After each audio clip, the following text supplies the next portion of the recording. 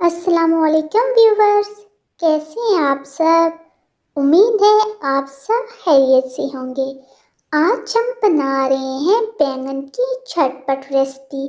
जी, आज हम बना रहे हैं बैंगन की फ्राई रेसिपी।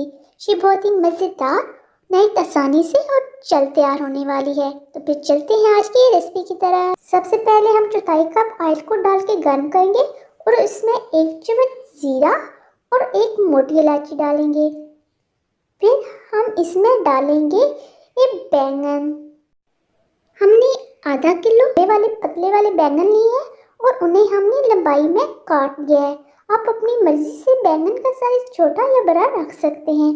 इसे हम ऑयल में अच्छे से मिक्स करेंगे और 1 मिनट के लिए फ्राई करेंगे। 1 मिनट फ्राई करने के बाद अब हम इसमें डालेंगे कुछ मसाला जार।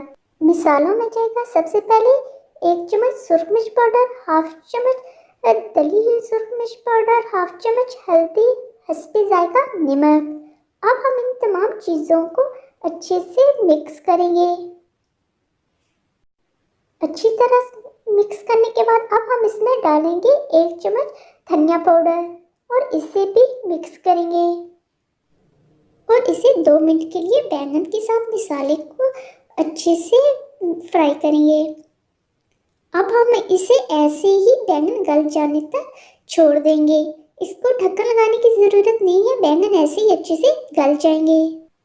बस हम इसे 1-2 दफ़ा और बीच में हिला लेंगे। तकरीबन 5 मिनट बाद हमारे बैंगन तैयार हैं। अब हम इसे गरम मसाला और धनिया डाल के सर्व करेंगे।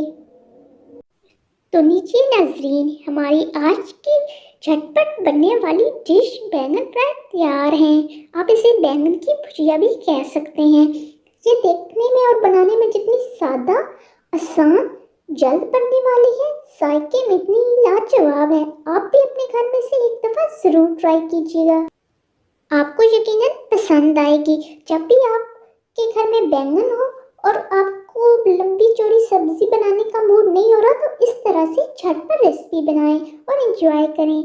अगर आपको हमारी आज की वीडियो अच्छी लगी है तो इसे अपने फ्रेंड्स और फैमिली के साथ शेयर करें और हमारे चैनल को सब्सक्राइब करें।